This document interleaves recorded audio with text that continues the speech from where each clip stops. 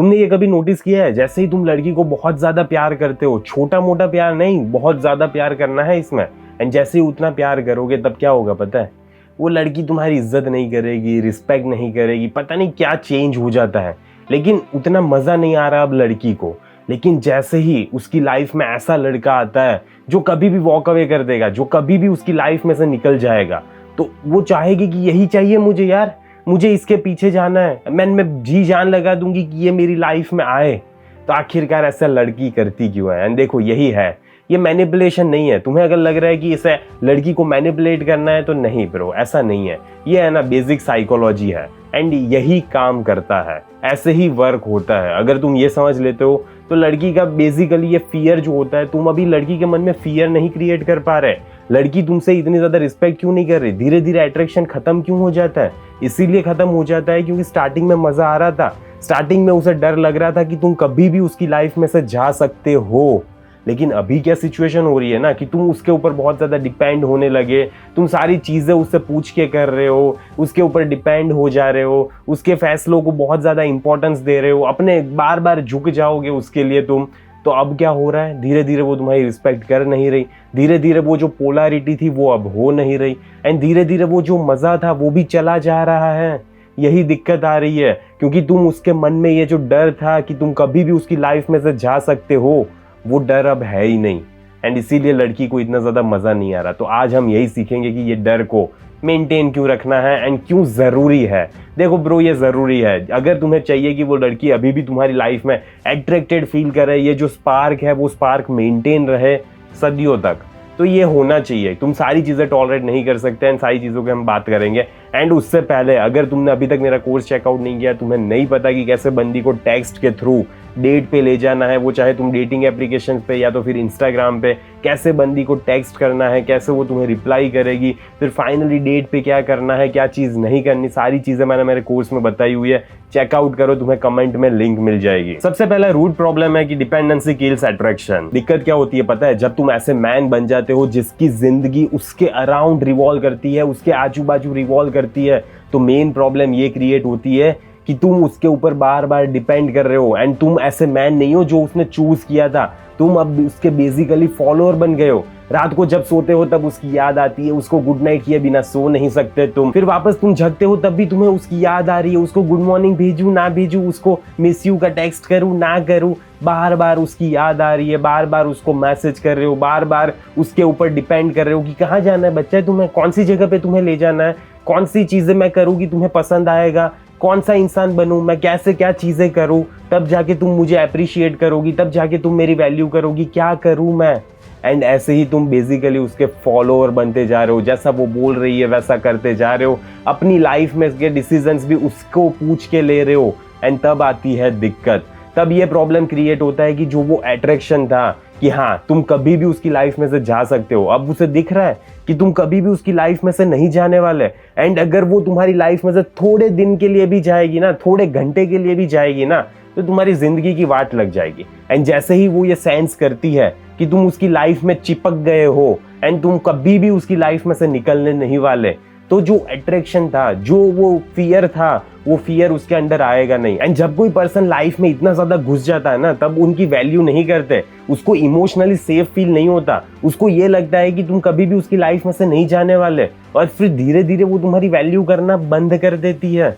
यही सच्चाई है ब्रो। सो बेसिकली तुम्हें इन सारी चीजों को टैकल कैसे करना है, तुम्हारे पास कुछ हथियार होने चाहिए, इन सारी चीजों को तुम टैकल करने चाहिए। एंड उसका सबसे पहला हथियार है be ready to walk away. और तुम मुझे बोलोगे हाँ भाई ये तो मुझे पता है, मुझे भी पता है कि तुम्हें पता है, लेकिन तुम ये अपनी लाइफ में इंप्लीमेंट नहीं करते ना, यहाँ दिक्कत आती है। तुम अगर अपनी लाइफ में ये इंप्लीमेंट करते तो इश्यू आता ही नहीं, तो कोई प्रॉब्लम क्रिएट होता ही नहीं। लेकिन तुम्हारी लाइफ में पर्पस है नहीं, कौन सी डायरेक्शन में जाना है पता है नहीं, क्या करना है क्या नहीं करना, क्या कर से करना है कुछ भी नहीं पता। एंड जब तुम्हारी लाइफ में एक डायरेक्शन नहीं होती, तुम्हें नहीं पता कि तुम्हें जिम जाना कितना ज्यादा इंपॉर्टेंट है, तुम्हारे काम पे ध्यान देना कितना ज्यादा इंपॉर्टेंट है, तुम्हें पैसे कमाने हैं कितने ज्यादा कमाने हैं, ये सारी चीजों पे जब तुम अपना फोकस नहीं करते, तब तुम लड़की को ज्यादा प्रायोरिटी देते हो। लेकिन जैसे ही तुम ये सारी चीजों को प्रायोरिटी देना स्टार्ट कर देते हो, अपने फ्रेंड्स को, अपने गोल्स को, अपने पर्पस को, जिम को, अपनी हेल्थ को, सारी चीजों पे ध्यान देना स्टार्ट कर देते हो, तब डायनामिक्स चेंज हो जाता है। तब तुम अपने फियर में से, जो डर में से तुम बोल रहे थे, जो तुम्हें उसकी जरूरत महसूस हो रही थी, अब वो तुम जरूरत में उसके पास नहीं जाओगे। अब तुम उसके पास इसीलिए जाओगे क्योंकि अब तुम्हें उसके साथ रहने में मजा आ रहा है। लेकिन अगर वो कुछ भी BS करेगी तो तुम वो सारी चीजें टॉलरेट नहीं करोगे, क्योंकि तुम्हें अब डर नहीं है कि वो तुम्हारी लाइफ में रहे या ना रहे। एंड जब ये तुम्हें डर नहीं रहता, तब तुम्हारे पास सारी पावर आ जाती है। तब वो बंदी भी तुम्हारी रिस्पेक्ट करने लगती है। तब वो रियली में तुम्हारी लाइफ में रहना भी चाहती है, क्योंकि अब वो तुम्हारे पे डिपेंड कर सकती है। अब वो देख रही है कि इस बंदे के पास डायरेक्शन है, इस बंदे को कौन सी डायरेक्शन में जाना है, क्या करना है अपनी लाइफ में, पैसे कमाने नहीं कमाने, कौन से फ्रेंड्स है, कौन सी फैमिली, ये सारी चीजों के ध्यान है तुम्हारा। बेसिकली तुम्हें अपनी डायरेक्शन पता है। एंड जब तुम अपनी डायरेक्शन में रहते हो, तब बंदी तुम्हारे साथ रहना चाहती है। सेकंड वेपन आ जाता है द इमोशन कॉकटेल। अब ये क्या है ना, प्योर साइकोलॉजी है। इसमें क्या है, तुम्हें 3 स्टेप्स पे ध्यान देना है, पीस, कॉन्फ्लिक्ट एंड फिर आता है रिजोल्यूशन। अब देखो, तुम्हारी लाइफ में अगर एक चीज चलती जा रही है ना, कि हाँ शांति से तुम उससे बात कर रहे हो, तुम उससे टेक्स्ट पे बात कर रहे हो, कॉल पे बात कर रहे हो, शांति मेंटेन हो रही है। अगर कुछ झगड़ा हो रहा है तो भी तुम पीस के लिए कर रहे हो, अरे यार ये छोड़ो यार, झगड़ा नहीं करना, रहने दो ऐसे ही, मेरी गलती हो गई, मुझे माफ कर दो यार, तुम प्लीज अब छोड़ो, झगड़ा क्यों करना है। जब तुम पीस में ही रहते हो हमेशा, तब दिक्कत आती है। देखो जैसे फिल्म में क्या होता है, ये सारी चीजें होती है पीस में। पहले पीस होगा, फिर कॉन्फ्लिक्ट होगा एंड फिर रिजोल्यूशन होगा, तब जाके तुम्हें मूवी देखने में मजा आता है। तो वैसे ही ये तुम्हारी रियल लाइफ में भी होना चाहिए कि हाँ तुम शांति से उससे बात कर रहे हो, लेकिन कभी कभी होगा जैसे वो कभी कभी तुम्हें इग्नोर करने लगे, 2-3 दिन तक इग्नोर कर रही है, तो अब तुम वहां पे पीस का झंडा लेके नहीं जाओगे, बच्चा बात कर लो यार, मुझसे गलती हो गई मेरी, मैंने तुम्हें ऐसा बोल दिया, मुझे नहीं बोलना चाहिए था, ये वो। तुम्हारी गलती हो तो हाँ बोलना है, लेकिन अगर नहीं है, वो ऐसे ही ड्रामा कर रही है, तो तुम्हें ड्रामा करने देना है उसे। तुम्हें ये बोलना है हाँ ठीक है, मुझे कोई फर्क नहीं पड़ता, मैं अभी कुछ भी उससे बात नहीं करूंगा, मुझे क्लियरली शो हो रहा है कि वो ड्रामा कर रही है एंड मैं उसको एंटरटेन नहीं करूंगा, मैं पीस का झंडा लेके उसकी लाइफ में नहीं जाने वाला। मैं यहाँ पे क्या करूंगा, मैं उससे बात करना बंद कर दूंगा। अगर वो आना चाहती है तो ठीक है, अगर वो वापस बात करना नहीं चाहती तो भी ठीक है, मुझे कोई फर्क नहीं पड़ता। एंड जब ये मेंटालिटी के साथ जाते हो, तब उसके दिमाग में क्या ट्रिगर होता है पता है, अरे यार ये तो मेरे पीछे आता था, अभी पता नहीं क्यों आ नहीं रहा, क्या वो मुझे भूल तो नहीं देगा ना, क्या वो मैंने बहुत ज्यादा ही नहीं कर दिया ना उसके साथ, क्या मुझे वापस उसको बुलाना चाहिए, मेरी ही गलती थी यार, मैंने ऐसा क्यों किया, खाली पीली में मैं क्यों ऐसी बकचोदी करती रहती हूँ, मुझे समझ नहीं आ रहा, वापस मैं उसके पास जा रही हूँ क्योंकि मुझे उसकी जरूरत है, मुझे उसकी लाइफ में जाना है। एंड ऐसा कोई बड़ी बात थी ही नहीं, ये तो बस मैं ही ऐसे टाइम पास के लिए कर रही थी। तो ये सारी चीजें लड़की के दिमाग में ट्रिगर होती है एंड वो रियली में तुम्हारे पास वापस आ जाती है। लेकिन अब क्या हुआ, यहाँ पे पीस हुआ, फिर कॉन्फ्लिक्ट हुआ एंड अब रिजोल्यूशन होगा। तो जैसे ही ये तीनों चीजें होती है पिक्चर में, जैसे होती है वैसे ही तुम्हारी लाइफ में होगी, तब लड़की को ज्यादा मजा आता है, क्योंकि इसमें उसके इमोशनल रोलर कोस्टर फील होता है। तुम हर बार एक ही इमोशन उसको नहीं दे रहे, एंड जब लड़की को इमोशनल रोलर कोस्टर फील होता है, तब वो तुम्हारे साथ हुक्ड रहती है, वो तुम्हारे साथ रहना चाहती है ज्यादा से ज्यादा। फिर हमें अब इमोशनल डेप्थ भी क्रिएट करनी है, एंड वो कैसे क्रिएट करनी है। अब तुम्हें यहाँ पे ना ही कोई गेम खेलनी है, ना ही टॉक्सिक एक्ट करना है, तुम्हें शांति से रहना सीखना पड़ेगा। तुम्हें अब देखो, लड़की होगा तुम्हारी लाइफ में भी ये सिचुएशन क्रिएट होगी कि लड़की तुम्हारी बाउंड्री क्रॉस करेगी, क्योंकि वो देखना चाहती है कि जैसे ही वो तुम्हारी बाउंड्री को क्रॉस करेगी तुम क्या करते हो। तो करना क्या है, जैसे ही वो तुम्हारी बाउंड्री क्रॉस करती है, सबसे पहले तो तुम्हें कंसिस्टेंट रहना है। देखो ठीक है, तुम उससे बात कर रहे हो, अच्छे से बात कर रहे हो, प्यार भरी बातें कर रहे हो, सारी चीजें हो रही है, लेकिन फिर वो तुम्हारी बाउंड्री क्रॉस करेगी। आएगा थोड़े टाइम बाद, ऐसा स्टेज आता ही है, सबकी लाइफ में आता है। तो उस टाइम पे तुम्हें शांत रहना है, काम रहना है। तुम्हें बहुत ज्यादा चिल्लाने का मन कर रहा है, उसके ऊपर गुस्सा करने का मन कर रहा है, उसको बताने का मन कर रहा है कि तू ये नहीं कर सकती, मैंने तुझे मना किया था फिर भी ये कर रही है, ये वो सारी चीजें कंट्रोल करो। अपने गुस्से पे काबू रखो, काम रहो वहां पे। सिचुएशन तुम्हारे कंट्रोल में होनी चाहिए, सिचुएशन तुम्हारे ऊपर हावी नहीं हो जानी चाहिए। ठीक है, सबसे पहले ये समझो कि तुम्हें वहां पे उस पर्टिकुलर सिचुएशन में काम रहना है। फिर थोड़े टाइम बाद जब तुम्हारा दिमाग शांत हो जाए, बंदी को बताओ, देखो यार मैंने तुम्हें बताया था एंड फिर भी तुमने ये बाउंड्री क्रॉस की है। अगर तुम हर बार ऐसा ही करती रही तो मुझे नहीं लगता कि ये वर्कआउट करेगा। सो बेटर है कि तुम मेरी लाइफ में से चली जाओ, या तो फिर अगर तुम्हें मानना है कि ये करना ही है हर बार, तो हम दोनों एक दूसरे से अलग हो जाते हैं, क्योंकि मुझे नहीं लगता कि ऐसे वर्कआउट करेगा। ऐसे मुझे लगता नहीं है कि हेल्थी रिलेशनशिप कल्टीवेट हो पाएगी। तो अब टाइम आ गया है अलग होने का।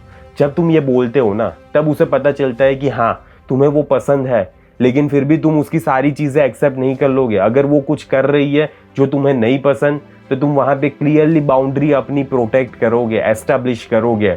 कि हाँ मुझे ये चीज़ नहीं पसंद एंड तुम ये चीज़ नहीं कर सकती, ठीक है, तो वहाँ पे तुम्हें बताना पड़ेगा उसको। अगर नहीं बताओगे तो फिर ये सारी चीजें बार बार तुम्हारी लाइफ में होती रहेगी एंड तुम्हारी लाइफ है ना हेल होने वाली है। अब देखते हैं कि what makes a woman respect you man. अब देखो इंडिया में ना इमोशनल गैप बहुत ही ज्यादा है एक लड़का एंड एक लड़की के बीच में। लड़की को बहुत स्टार्टिंग से ही वैलिडेशन मिलता जा रहा है, वो जैसे ही बाहर जाती है 10 लड़के उसको मुड़ मुड़ के देखेंगे, वहां पे उसको अटेंशन मिल रहा है, वो वैलिडेटेड फील हो रही है, उसका ईगो बूस्ट हो रहा है। तो अब यहाँ पे तुम भी वही सेम चीज करते हो, उसको अटेंशन दे रहे हो, वैलिडेटेड फील करवा रहे हो, तो तुम कुछ भी अलग नहीं कर रहे। जब तुम ये सारी चीजें नहीं करते तब वो देखती है कि ये बंदा मुझे ये सारी चीजें क्यों नहीं दे रहा, इतने सारे लोग मुझे देने के लिए तैयार है, फ्री में ये चीज है, तो ये क्यों मुझे दे नहीं रहा। तब तुम अलग दिखते हो, तो तुम्हें ये सारी चीजें स्टार्टिंग में देनी नहीं है। तब जब तुम्हारे से गलती हो जाए तब तुम उससे माफी मांगोगे, लेकिन ऐसे माफी मांगोगे कि तुम्हारी डिग्निटी लूज नहीं होनी चाहिए। तुम बार बार माफी ही नहीं मांगते रहोगे, तुम नीडी वहां पे एक्ट नहीं करोगे, तुम बोलोगे हाँ यार मुझसे गलती हो गई, एंड बस ऐसा कुछ तुम्हें जेन्युइनली बताना है कि तुम्हें दुख भी हुआ है, तुमने वो चीज की है। तो ना ही तुम बहुत बड़े गिफ्ट्स दोगे, तुम वहां पे अच्छे अच्छे जेस्चर्स शो करोगे, अच्छे छोटे जेस्चर्स, तुम वहां पे ना ही कोई फ्लैशी गिफ्ट्स ले जाओगे। इतना ज्यादा बड़ा गिफ्ट देने की जरूरत नहीं है, अभी तक वो लड़की तुम्हारी लाइफ में आई नहीं है, ये चीज याद रखना। तो तुम स्टार्टिंग से ही उसको सारी चीजें दे नहीं सकते, अगर दे दोगे तो वो ये फील करती है कि ये मेरे में स्टार्टिंग में ही इतना एफर्ट कर रहा है, तो अब मुझे इसकी लाइफ में चाहना ही नहीं है, ठीक है। तो लड़की ऐसा कहीं ना कहीं साइकोलॉजिकली फील करती है। तो स्टार्टिंग में तुम्हें इतना ज्यादा नहीं करना है, बस थोड़े थोड़े छोटे छोटे अच्छे जेस्चर शो करो।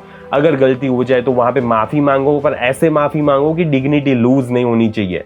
तो ये चीजें याद रखना, ये सारी चीजों से वो तुम्हारी एनर्जी शिफ्ट होती हुई फील करेगी। अब क्या होता है ना, जैसे ही तुम ऐसे जीना सीखते हो, ऐसे रहना सीखते हो, ऐसा अपना बिहेवियर करते हो, तो अब लड़की ज्यादा से ज्यादा तुम्हारी लाइफ में आना चाहती है। वो तुम्हें ज्यादा टेक्स्ट करेगी, कॉल करेगी, तुम्हें पूछेगी बार बार कि तुम सही हो, तुम ठीक हो, तुम कैसा फील कर रहे हो, तुमने आज जॉब में क्या किया। ये सारी चीजें तुम्हारी लाइफ में बेसिकली वो इन्वॉल्व होना चाहती है। एंड इसीलिए नहीं क्योंकि वो तुमसे बहुत ज्यादा ऑब्सेस्ड है, इसीलिए क्योंकि वो जेन्युइनली चाह रही है कि मुझे इस बंदे की लाइफ में जाना है, मुझे इसकी लाइफ का एक पार्ट बनना है। वो ये फील करती है एंड इसीलिए वो तुम्हारी लाइफ में आना चाहती है।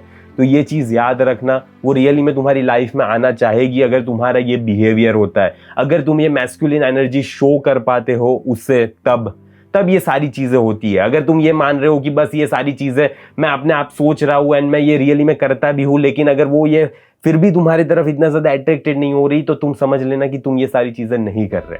क्योंकि अगर कर रहे होते तो रिजल्ट तुम्हें ऐसा मिलता, वो रियली में तुम्हारी लाइफ में ज्यादा से ज्यादा इन्वॉल्व होना चाहती। अगर नहीं होना चाहती तो दिक्कत है एंड तुमने ही कुछ दिक्कत की है, ठीक है।